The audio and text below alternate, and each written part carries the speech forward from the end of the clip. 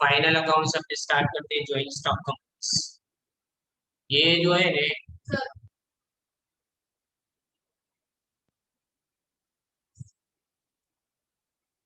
Final accounts में अपने vertical format से फाइनल अकाउंट्स अपने सीखना है।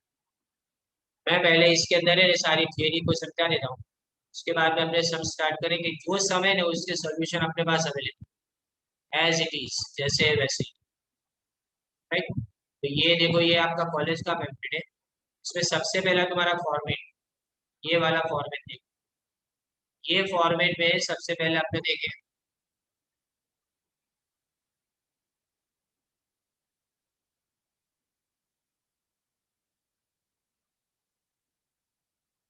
देखे ये तुम्हारा शेयर होल्डर्स फंड, फिर उसके बाद में ये तुम्हारी शेयर कैपिटल आएगी, फिर रिजर्व एंड सरप्लस, फिर उसके बाद में मनी रिसीव्ड अगेन शेयर। ये नहीं आएगा कोई भी टाइम, ये वाला जो है ना कभी भी आपको नहीं मिलेगा।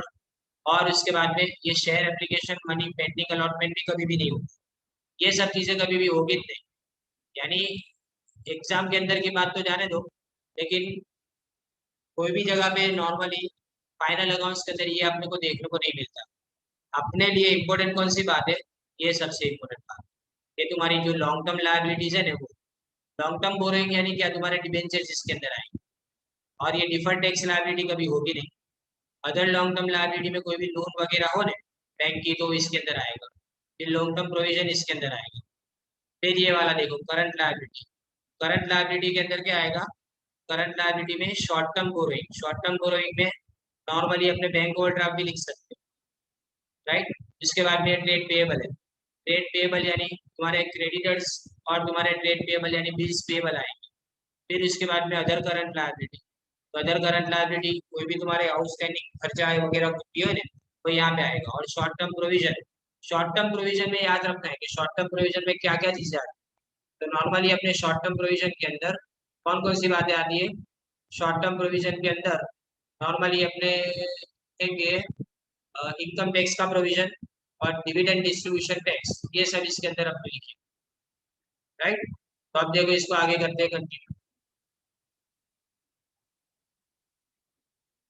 मैं ये सब चीजों को एक के बाद एक आपको समझा रहा हूँ।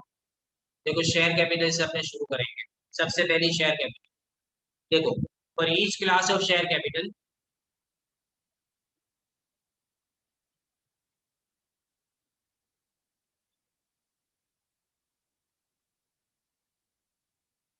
For each class of share capital different classes of preference shares to be treated separately. यानी हर तरह से अलग लिखना है सबको। और नंबर ऑफ क्या लिखेंगे अपने, देखो पहले तो इसके अंदर number and amount of share authorise, फिर दूसरा आएगा number of shares issued, subscribed and fully paid and subscribe but not fully paid. ये सब आएगा नहीं आपको। पर वैल्यू पर शेयर और रिकंसिलिएशन स्टेटमेंट अपने बनाने का आता नहीं है, और उसमें अपने ये नहीं है। और the rights and preference and restrictions, ये सब भी नहीं आएगा। खाली याद क्या रखना है तुमको, इसके अंदर सिर्फ शेयर कैपिटल का पूरा शेड्यूल बनाने का आएगा। उसमें लिखेंगे अपने issued, subscribed and paid up capital, ऐसा लिखेंगे। क्या लिखेंगे अपने, issued, subscribed and paid up capital खाली लिखेंगे इसके अंदर। फिर इसके बाद में देखो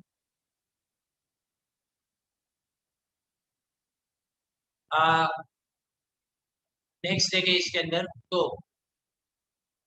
shares in the company held by each shareholder holding more than 5%, shares specifying the number of shares held। फिर उसके बाद में आएगा shares reserved for issue under option and contract यानी commitment for the sale of shares or disinvestment। ये जितना भी आपने देखा है ना, ये है जरूर कंपनी के फॉर्मेट के अंदर, लेकिन अपने सिलेबस में नहीं है। राइट, हर तरह के शेयर्स यहाँ पे लिखेंगे अपने। हाँ, इसमें याद क्या रखना है, देखो कॉल्स अनपेड है माइनस होगा, और जो फोरफिटेड शेयर्स है ना वो भी तुमको यहाँ पे क्या करना है, इसके अंदर से माइनस करना है। ये सब माइनस करके इसको अपने एक नोट के अंदर लिखेंगे। एक्चुअली क्या होता है कि तुम पूरे पहले पूरा फॉर्मेट अपना लिख देना है।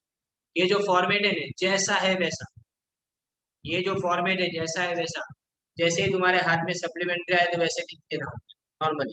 तो जैसे ही इसको लिख दिया, एक एक चीज हर चीज कोई है नहीं ये नहीं देखना है, सब लिख देने। बराबर, लेकिन इसमें क्या नहीं लिखेंगे, ये नहीं लिखेंगे, देखो नोट नंबर लिखेंगे, लेकिन figures at the end of current reporting period लिखेंगे, ये चौथा वाला नहीं लिखेंगे, इसकी कॉलम अपने को बनाने की नहीं होती। राइट, मैं नॉर्मली क्या करवाता हूँ, ये एक पेज पे लिखाता हूँ, इक्विटी एंड लायबिलिटीज, फिर ये जो तुम्हारी असेट्स है वो दूसरे पेज पे, वर्टिकल फॉर्मेट, यानी पहले पेज का टोटल और दूसरे पेज का टोटल तुम्हारा सेम आना चाहिए। राइट, अब देखो इसमें आगे शेयर कैपिटल के बाद में आता है तुम्हारा रिजर्व एंड सरप्लस। तो रिजर्व एंड सरप्लस में कौन कौन सी चीजें आएगी, तो देखिए इसमें रिजर्व एंड सरप्लस के अंदर तुम्हारी पहले तो कैपिटल रिजर्व आएगी।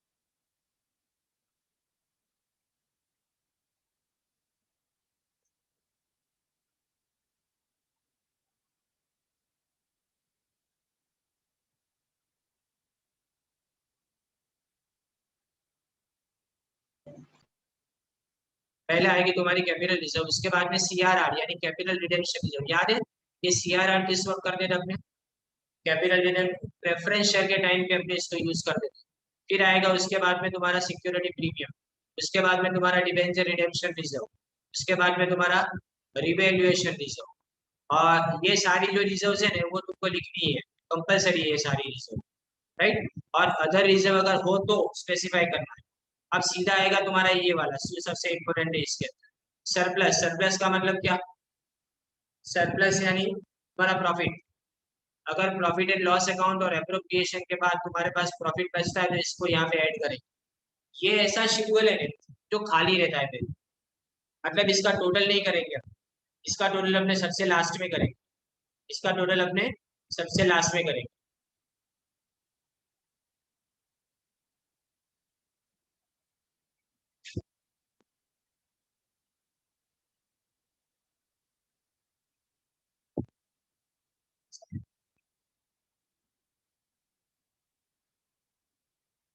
अब देखिए इसमें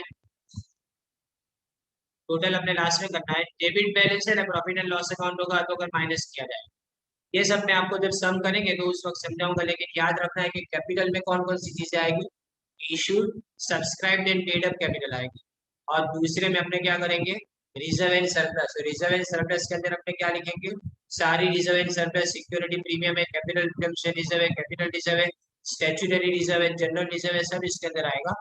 और इसमें अपने प्लस करेंगे अपना जो सरप्लस है प्रॉफिट का, वो इसके अंदर अपने प्लस करेंगे। अब थर्ड देखो, लॉन्ग टर्म बोरिंग आता है, याद रखना है इसको। अब लॉन्ग टर्म बोरिंग में क्या क्या चीजें इसके अंदर इंक्लूड होगी, देखिए लॉन्ग टर्म बोरिंग के अंदर सबसे पहले तुम्हारे बॉन्ड्स और डिबेंचर्स आएंगे, बॉन्ड्स एंड डिबेंचर। उसके बाद में टर्म लोन, टर्म लोन यानी लॉन्ग टर्म की लोन, 15 साल की, 10 साल की लोन इसके अंदर।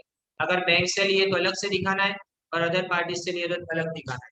डिफर्ड पेमेंट लायबिलिटी होगा नहीं तुम्हारे लिए, हाँ कभी कभी डिपॉजिट्स होगा, ये डिपॉजिट्स तुम्हारे अंदर होगा। Loans and advance from related parties कभी भी नहीं होगा, लॉन्ग टर्म मेच्योरिटीज भी कभी नहीं होगा, और ये होगा शायद कोई सम के अंदर, कौन सा, अदर लोन्स एंड एडवांस शायद कोई सम के अंदर होगा।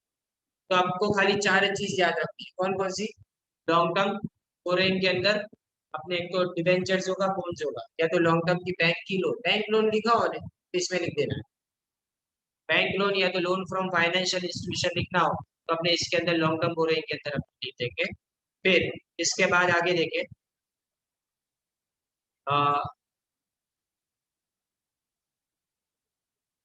देखिए इसमें बॉन्ड्स एंड डिबेंचर से अगर वो मैच्योरिटी के डिसेंडिंग ऑर्डर में लिखने का होता है, पर ये अपने आता नहीं है क्वेश्चन में कभी भी। यानी मतलब अगर समझोगे पहली लोन ली है तो पहले लिखना है, दूसरी लोन को अपने दूसरा लिखेंगे, तीसरी लोन को अपने तीसरा लिखेंगे, इस तरह से सीक्वेंस में लिखना है एक के बाद एक। राइट, फिर अदर लॉन्ग टर्म लायबिलिटीज, तो अदर लॉन्ग टर्म लायबिलिटीज में क्या आता है, ट्रेड पेबल्स एंड अदर्स, पर ये लॉन्ग टर्म होनी चाहिए, शॉर्ट टर्म है जैसे क्रेडिटर्स लिखा हो, ट्रेड क्रेडिटर्स, तो इसको कहाँ लिखेंगे अपने, शॉर्ट टर्म बोरिंग के अंदर लिखेंगे, यहाँ पे नीचे शॉर्ट टर्म बोरिंग और अदर करंट लायबिलिटीज के अंदर अपने इसको लिखेंगे। वो समझा रहा हूँ देखो। अब ये डी में देखें तो अदर लॉन्ग टर्म लायबिलिटी हमेशा खाली रहेगा, इसमें कुछ नहीं आएगा। फिर लॉन्ग टर्म प्रोविजंस, ये भी हमेशा खाली रहेगा, ये भी हमेशा खाली रहेगा, यानी प्रोविजन फॉर एम्प्लॉय बेनिफिट से और अदर, ये आता नहीं है क्योंकि अभी तक तुमने इसके बारे में कभी सीखा ही नहीं है, इसलिए ये आएगा ही नहीं। अब शॉर्ट टर्म बोरोइंग्स है तो लोन्स रीपेबल ऑन डिमांड यानी बैंक ओवरड्राफ्ट, जिसको from banks and from other parties. फिर loan and advances from other parties लिखा गया है, जिसमें deposits and other loans and advances लिखा है। फिर यहाँ देखें बोरोइंग्स लिखा है, shall further be classified, sub classified, secure और अनसिक्योर, याद रखना। ये कैसे क्लासिफाई करना है इसको, अपने सिक्योर और अनसिक्योर के अंदर इसको क्लासिफाई करना है, याद रखो। सिक्योर एंड सिक्योर के अंदर nature of security shall be specified separately in each case. यानी ये जो चीजें है ना, ये कैसी चीजें कि आपको खाली है ना बतानी है, शो करनी है। ये एडजस्टमेंट के अंदर लिखी जाएगी, लेकिन अपने खाली साइड पे उसको अलग से ब्रैकेट में लिख के बताएंगे और दो उसका बाइफर्केशन करके बताएंगे। इसको कोई एडजस्टमेंट ना समझे अलग तरीके से, राइट। अब आगे देखें, PDR and amount of default, अगर डिफॉल्ट है तो इंटरेस्ट वगैरह का, पर ये आएगा नहीं क्वेश्चन में अपने, इसको जाने देते। अब आगे देखो other current liabilities.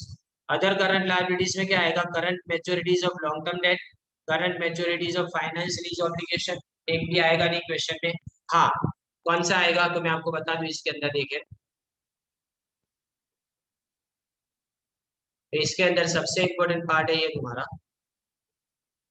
interest accrued but not due on borrowing, and interest accrued and due on borrowings, फिर income received in advance, most important unpaid dividend, इसके अंदर ये आएगा। ये सब चीजें इसके अंदर आपको कॉमनली देखने को मिलेगी।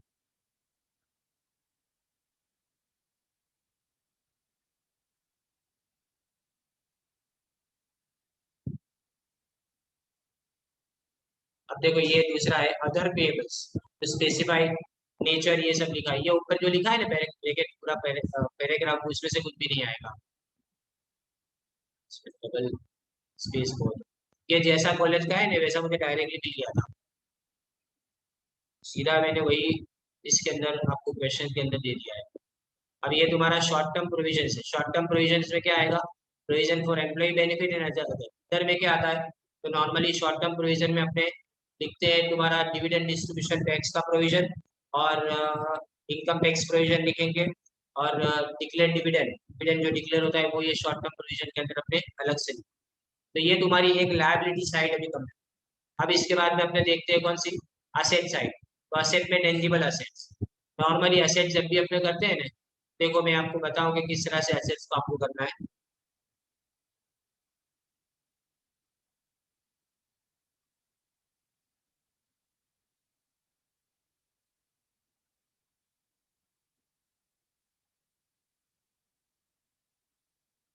देखिए जब भी अपने असेट्स करेंगे तो असेट्स को कैसे करेंगे, इस तरह से अपने ब्लॉक बनाएंगे असेट का, और ये जो ब्लॉक है, ब्लॉक के अंदर अपने नॉर्मली यहाँ पे आपका क्लोजिंग बैलेंस आएगा, ये यहाँ पे ये जगह पे अपने लिखेंगे अपने क्लोजिंग।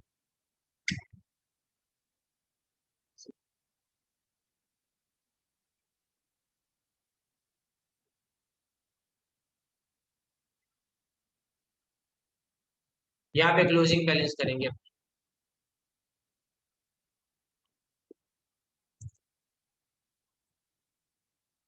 और इसके बाद में क्लोजिंग के पहले जितना भी एडिशन डिडक्शन होता है ना वो सब यहाँ पे अपने लिखना पड़ता है, जितना भी एडिशन डिडक्शन होता है वो। यानी जब भी फिक्स एसेट का अकाउंट बनाया जाएगा तो पहले अपने फिक्स एसेट का यहाँ पे ब्लॉक बनाएंगे, fix asset block of asset, right. और ये ब्लॉक ऑफ एसेट्स के अंदर सबसे पहले यहाँ पे स्टार्टिंग में अपने लिखेंगे ओपनिंग बैलेंस, यहाँ पे लिखेंगे अपने ओपनिंग, और ओपनिंग लिखने के बाद में इसके बाद में ये साल में जितना भी एडिशन हुआ ना वो एडिशन यहाँ पे अपने प्लस किया जाएगा। एडिशन प्लस करने के बाद में सेल अगर है तो सेल माइनस किया जाएगा। उसके बाद में प्रोविजन फॉर डेप्रिसिएशन,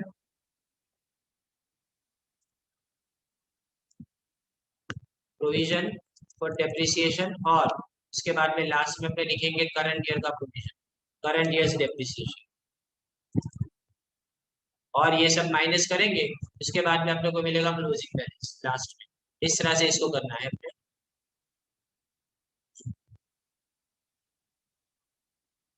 इसका ब्लॉक बहुत सिंपली बनता है, बहुत आसानी से बनता है, बहुत सीधा सा है।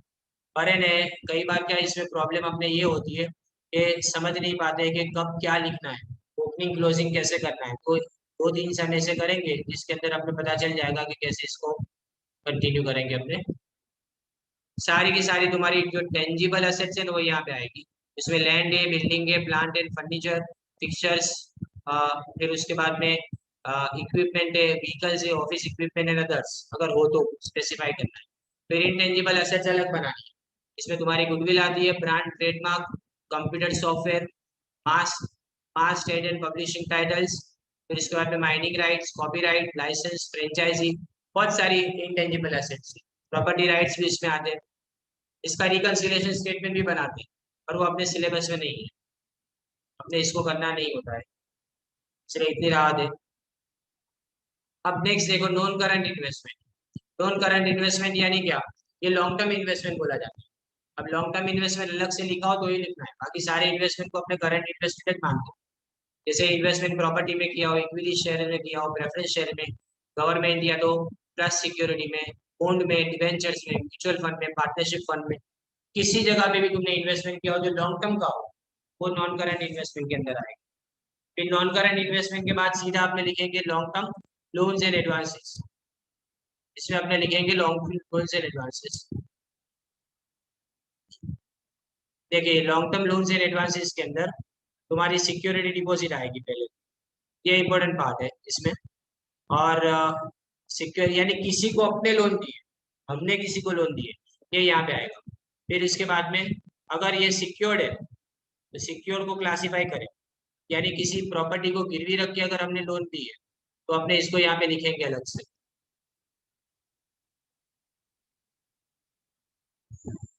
और अनसिक्योर हो, लेकिन अनसिक्योर भी अगर अच्छी है, यानी वो टाइम पे पैसा दे रहा है, तो अपने इसको अलग से लिखेंगे और डाउटफुल को अलग से लिखेंगे, राइट। फिर लास्ट में आता है देखो अदर नॉन करंट एसेट।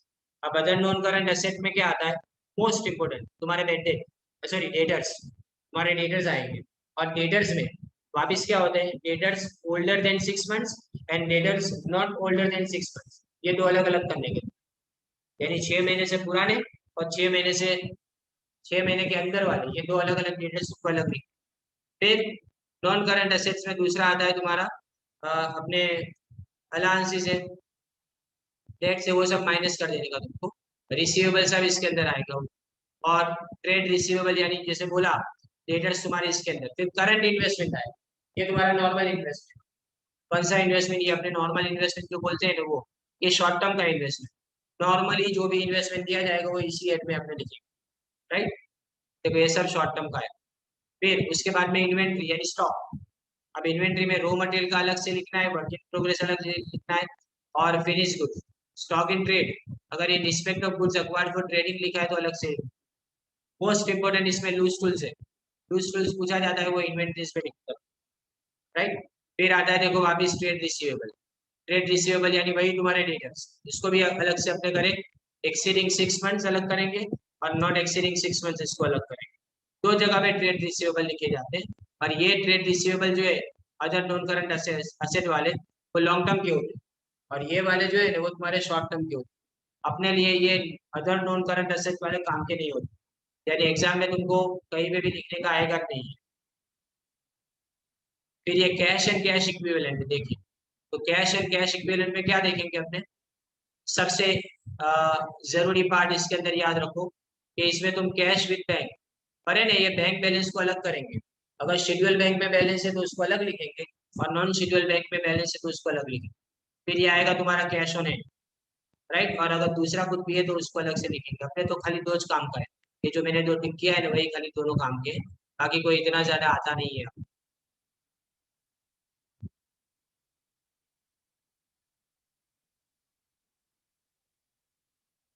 अब देखो short term loans and advances. Short term loan and advances यानी किसी पार्टी को एडवांस सैलरी दी हो ना अगर अपने एम्प्लॉइज को, तो यहाँ पे आए, राइट।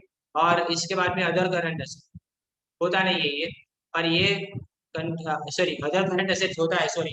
इसमें क्या आता है अदर करंट एसेट में, तुम्हारी इनकम रिसीवेबल और एक्सपेंसेस तुमने प्रीपे कर दिए हो तो वो सब यहाँ पे आएगा। फिर उसके बाद में कंटिजेंट लायबिलिटी एंड कमिटमेंट, ये आपको बैलेंस शीट में लिखना नहीं है, इसकी नोट बनानी है, लेकिन बैलेंस शीट में लिखेंगे नहीं, इसको नोट फुट नोट में लिखेंगे। यानी लास्ट में लिखेंगे, बैलेंस शीट के सबसे लास्ट में। पता है आपको ये इसमें क्या क्या आता है? एक तो claims against the company not acknowledge debt, यानी किसी ने अपने ऊपर केस किया है और अभी तक केस वो मंजूर नहीं हुआ है, कोर्ट ने उसको क्या केस, सामने वाली पार्टी भी जीती नहीं है और अपने भी जीते नहीं, इस तरह के केस है ना, वो सब यहाँ पे आए। ये तो खाली तुम्हारा क्या हुआ, बैलेंस शीट हुआ था, पीएनएल अकाउंट अब आएगा, समझे? और पीएनएल अकाउंट ये आ, पीएनएल अकाउंट में दो इनकम, एक रेवेन्यू फ्रॉम ऑपरेशन और दूसरी अदर इनकम। तो इनकम और उसके बाद में एक्सपेंसेस शुरू हो गए। एक्सपेंस में तुम्हारा कॉस्ट ऑफ मटेरियल कंज्यूम, यानी स्टॉक ऑफ रॉ मटेरियल, इसका ओपनिंग स्टॉक, इसमें परचेस को प्लस करेंगे नहीं। इसमें cost of raw material consume में ये नहीं आएगा, खाली परचेस करेंगे। चेंज इन इन्वेंट्रीज है ना, उसी वक्त अपने करेंगे। चेंज इन इन्वेंट्री जब लिखेंगे ना, तब अपने क्या लिखेंगे इसके अंदर देखो, जब भी अपने चेंज इन इन्वेंट्री लिखेंगे तो चेंज इन इन्वेंट्री के अंदर अपने ओपनिंग एंड क्लोजिंग दोनों को माइनस करेंगे। Opening stock and closing stock, तीनों तीन, चाहे वो स्टॉक इन ट्रेड हो, वर्क इन प्रोग्रेस हो, या फिर तुम्हारा फिनिश गुड्स हो, कोई भी हो उसको। फिर अपने लिए सबसे जरूरी शुरू यहाँ से होता है, एम्प्लॉय बेनिफिट एक्सपेंस, यानी एम्प्लॉय की सैलरी, रेम्यूनरेशन सब यहाँ पे आएगा। फिर उसके बाद आएगा तुम्हारी फाइनेंस कॉस्ट, यानी बैंक के सब चार्जेस या कोई भी इंटरेस्ट यहाँ पे आएगा।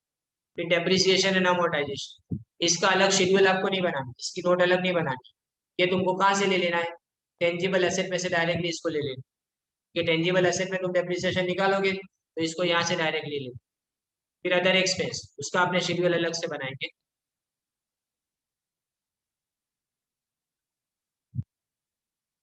राइट, तो ये हुआ तुम्हारे लिए एक्सपेंसेस का टाइप। पीएनएल अकाउंट कभी भी तकलीफ नहीं देता है, कि पीएनएल अकाउंट समझ में आ जाता है जल्दी। फिर ये देखो, पीएनएल अकाउंट तो खाली खत्म हुआ है, इनकम में से एक्सपेंस माइनस किया ना, तो तुमको सबसे पहले मिलेगा क्या, प्रॉफिट फ्रॉम एक्सेप्शनल आइटम। क्या मिलेगा, profit before exceptional and extraordinary item. अब इसमें से एक्सेप्शनल आइटम अपने माइनस करेंगे। फिर उसके बाद में आएगा प्रॉफिट बिफोर एक्स्ट्राऑर्डिनरी आइटम। फिर उसके बाद में एक्स्ट्राऑर्डिनरी आइटम माइनस करेंगे तो मिलेगा उसके बाद में प्रॉफिट बिफोर टैक्स। उसके बाद मिलेगा अपने को प्रॉफिट बिफोर टैक्स। प्रॉफिट में से अपने करंट टैक्स, अपने करंट टैक्स से जाता है, डिफर्ड टैक्स आता ही नहीं है क्वेश्चन, वो माइनस करेंगे तो अपने प्रॉफिट फ्रॉम कंटिन्यूइंग ऑपरेशन मिलेगा। फिर अगर कोई डिसकंटिन्यूइंग ऑपरेशन का कोई भी प्रॉफिट हो तो इसको यहाँ पे प्लस माइनस करेंगे। पर ये आता नहीं है, लिखना है, आता नहीं है पर लिखना जरूरी है। फिर इसमें से tax expense of discontinuing operation, ये भी आएगा नहीं कभी भी, बराबर। ये सब चीजें तुमको माइनस कर देनी है। माइनस करने के बाद तुम क्या करोगे, एक बार ये सब माइनस हो गया उसके बाद में तुम्हारा फाइनल आंसर आ गया। अब ये फाइनल आंसर भी, इसके अंदर भी वापस तकलीफ है, प्रॉफिट फॉर द पीरियड आया, फिर उसमें अपने earning per share find out करेंगे, यानी ईपीएस फाइंड आउट करेंगे, बेसिक और डायलूटेड। ये आता नहीं है कोर्स में, इसलिए इसको अपने देखने की जरूरत नहीं है। देखो अब क्या क्या चीजें आती है इसके अंदर, revenue from operation, sale, sale of product, sale of service आएगी इसके अंदर। फिर अदर ऑपरेटिंग रेवेन्यू, फिर उसके बाद में एक्साइज ड्यूटी, ये सब जो है ना माइनस करेंगे, एक्साइज ड्यूटी माइनस होगी। इन respect of finance company revenue from operation shall include revenue from interest, पर ये आएगा नहीं अभी तो, नेक्स्ट ईयर है, next year. Finance cost, finance cost में क्या आएगा, इंटरेस्ट एक्सपेंस और कोई भी बोरिंग का चार्ज आएगा। फिर अदर इनकम, अदर इनकम में क्या, इंटरेस्ट इनकम, डिविडेंड इनकम और नेट गेन और loss on sale of investment. अगर इन्वेस्टमेंट को बेचने से लॉस होगा ना तो भी यहाँ से माइनस करेंगे, राइट। और अदर नॉन ऑपरेटिंग इनकम, फिर ये एम्प्लॉय बेनिफिट आएगा जिसमें सैलरी और वेजेस आएगा, और दूसरे कोई भी ईएसओपी यानी एम्प्लॉय स्टॉक ऑप्शन स्कीम, या फिर प्लान जो है वो, और employ stock purchase plan, staff welfare expense सब इसमें आएगा। डेप्रिसिएशन अलग से, उसका याद रखो, बार बार बोलता हूँ, इसकी नोट अलग से बनाने के लिए अपने जो इंटेंजिबल एसेट में आएगा इसको डायरेक्टली यहाँ पे लिख ले। Any item of income and expenditure which exceeds 1% of the revenue from operation or 1 lakh whichever is higher।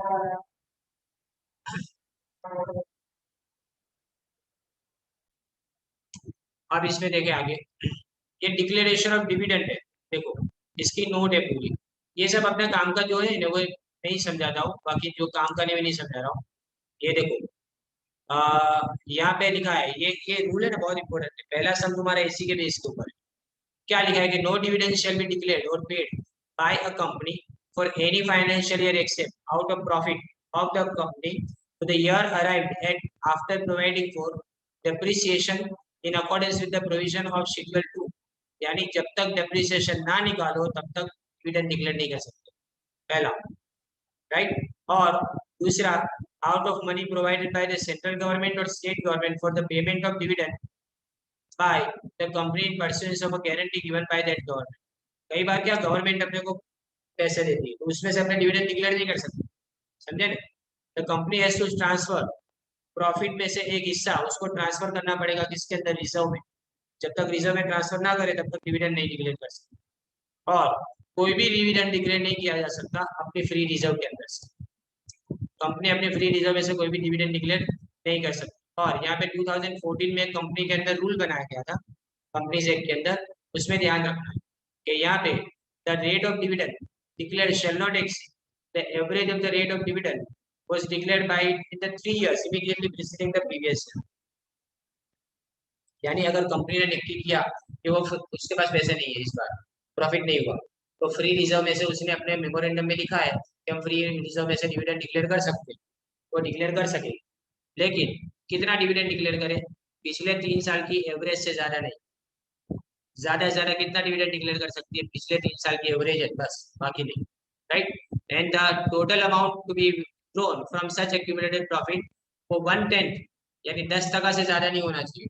हमारी पेड अप कैपिटल है उससे 10%, पेड अप कैपिटल और फ्री रिजर्व दोनों का टोटल करो ने तो इससे ज्यादा नहीं होना चाहिए। देखो देखो इसको समझाता हूँ बराबर से, देखो इसमें ये लिखा हुआ, total amount drawn from such accumulated profit shall not exceed, कितना नहीं एक्सीड होना चाहिए, 1/10, most important 1/10 of the sum of the, किससे 1/10, तो पेड अप शेयर कैपिटल और फ्री रिजर्व, ये दोनों से, दोनों का टोटल कर दो, उसका 10% से ज्यादा नहीं बढ़ना चाहिए, ये याद रखना है इसमें।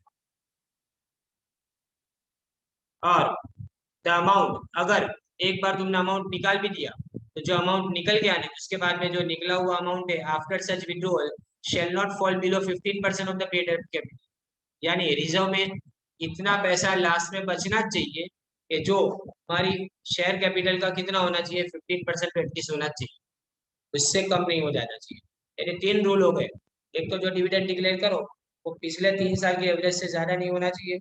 दूसरा, जो भी डिविडेंड डिक्लेयर करे वो डिविडेंड शेयर कैपिटल और फ्री रिजर्व का 10% से ज्यादा नहीं होना चाहिए। और तीसरा रूल कौन सा है कि 15% से कम नहीं हो जानी चाहिए फ्री रिजर्व, हमारी free reserve paid up capital के 15% से कम नहीं हो जानी चाहिए। अगर ये हो गया तो ये इलीगल करार किया जाएगा, राइट। और कंपनी के सारे डायरेक्टर जो उसके लिए रिस्पॉन्सिबल माने जाएंगे।